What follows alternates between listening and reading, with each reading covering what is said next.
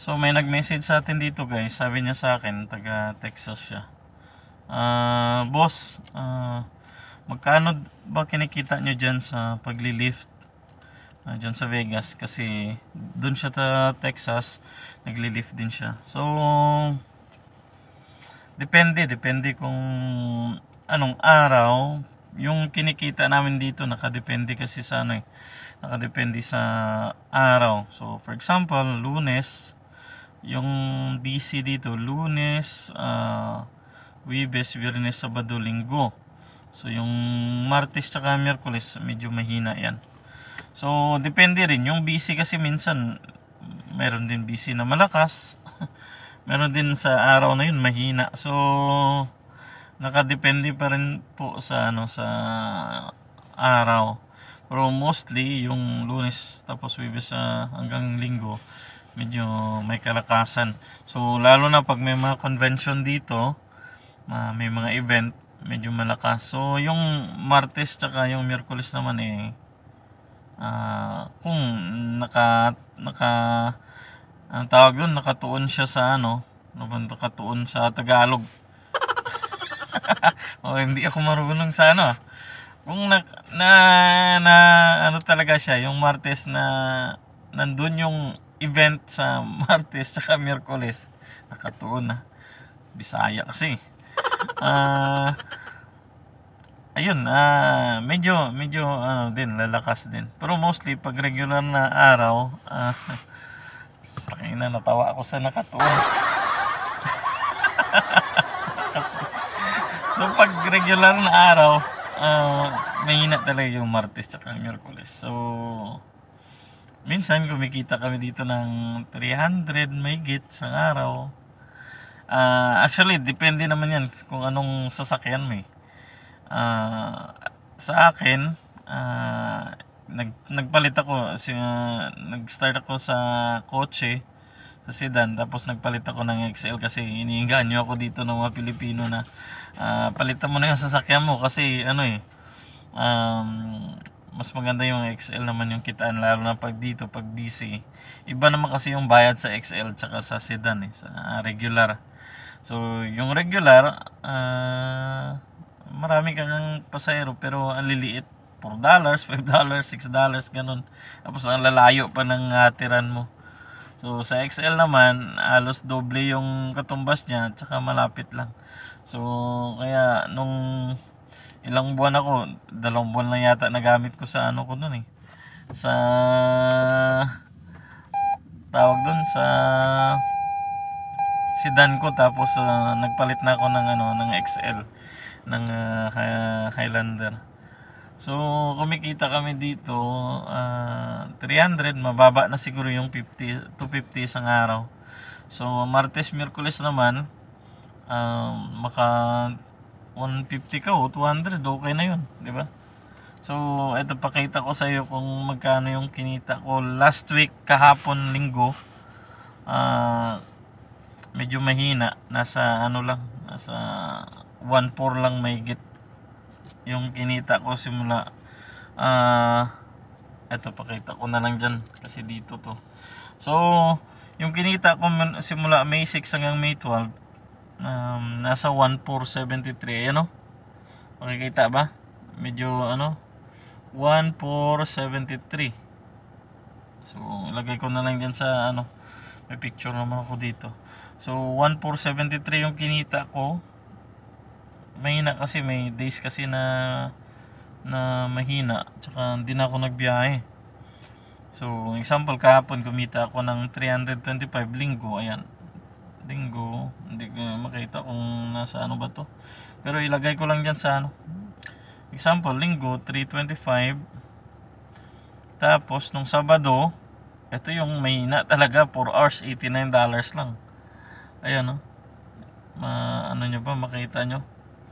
So 4 hours $89 lang yung Sabado. Yung Friday ko naman 279. May mga cash na tip din naman kasama yun, so umabot din yun ng 300. Yung Huwebes 219 lang, medyo mahina. Ito yung Miyerkules, sabi ko sa'yo mahina, $81. 81 sa loob ng 7 hours. Yung Tuesday ko, 108. So, nung Lunes, nasa 369.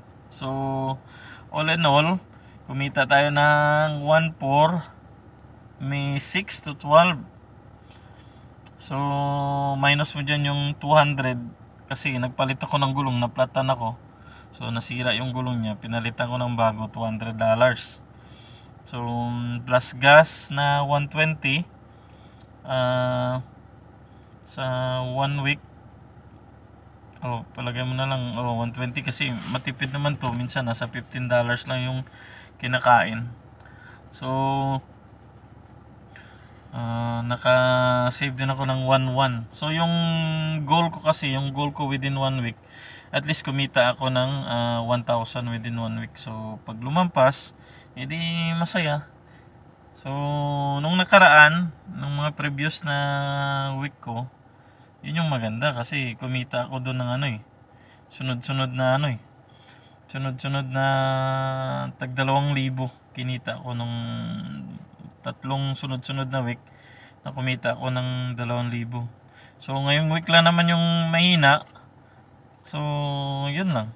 Ito 1.8, kumita ako ng 1.8 nung nakaraang week.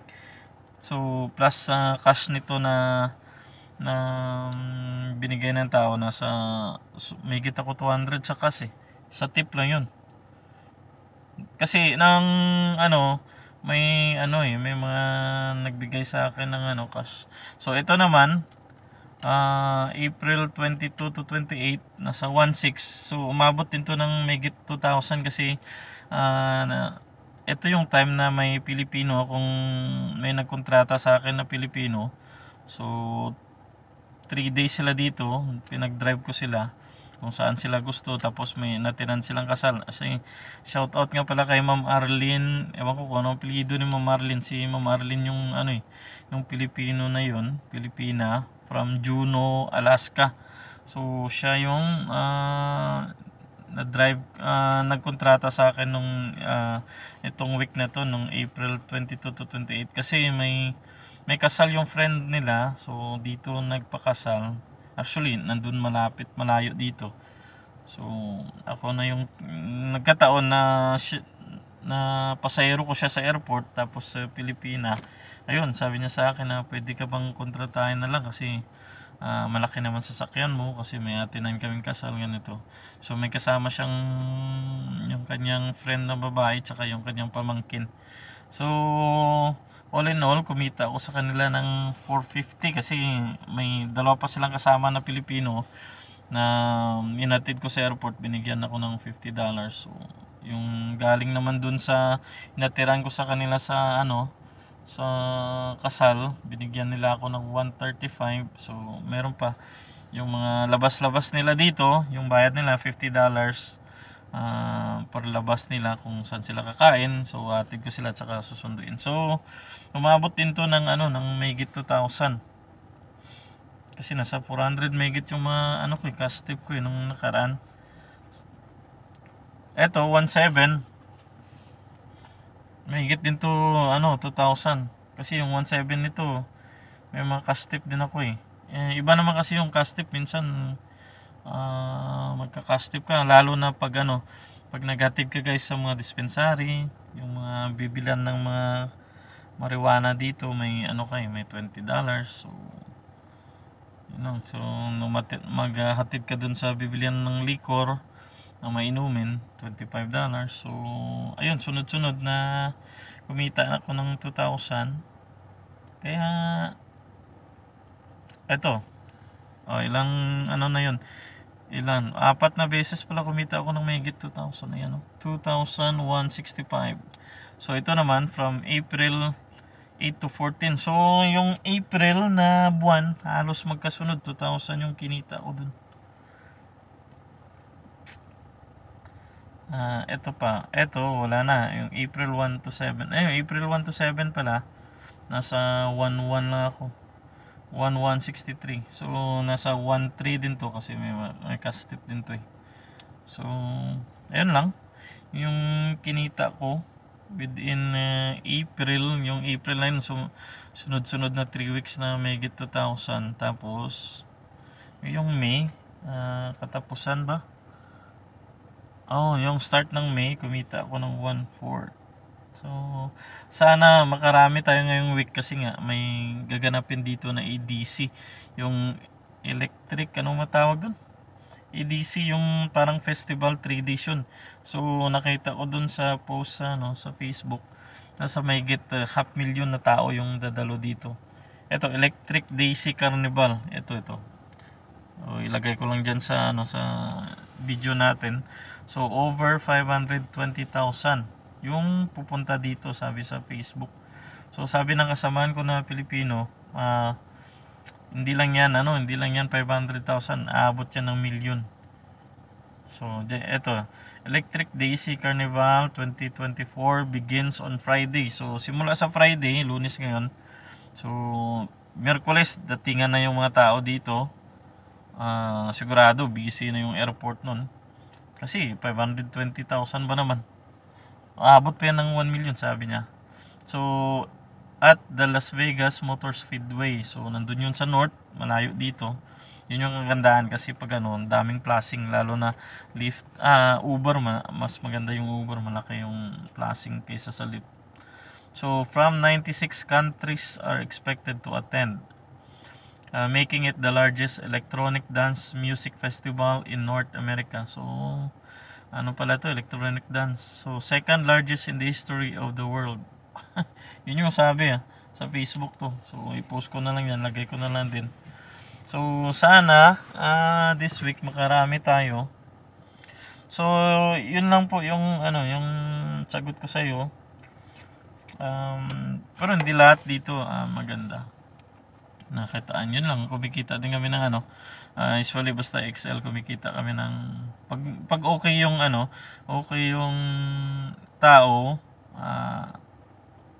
mababa na yung 250 mo isang araw. Usually 300 megit. So kahapon di naman masyadong busy, pagkagabi lang bumisi. So nakabawi pa ako. Akala ko kasi nasa 200 lang kikitain ko kahapon. So umabot pa pala ng 330 kahapon kinita ko. So ngayon, dito ako sa airport naghihintay. Wala pa, mamaya pa yung arrival, kaya pinatay ko muna yung app ko Nasa 44 yung driver dito. Ayaw ko mag-ikot kasi kanina, nag-ikot ako. Isang oras lang ako nag-ikot, wala akong na-pick up na pasahero. Sabi ko mahina to. Siguro mamayang gabi yung bawi ng pasahero dito So, yun lang. Ewan ko kung magkano sa inyo dyan. Pero yun yung sa amin. So, marami dito nga pumunta From California, Utah, dito nagda-drive. Ewan ko kung... Pero pag dumating naman yung yung lalo na pag walang convention, mahina dito. Ako, maka 150 na ako pag mahina yung araw, okay na sa akin So, yun lang. Sana nasagot ko yung tanong mo. Kung may katanungan ka, feel free na lang mag-comment sa sa video natin. Kung may mga tanong kayo regarding dito sa Las Vegas. So, gusto niyo naman mag-drive dito, open din naman yung Las Vegas. So, yun lang po. Magandang araw.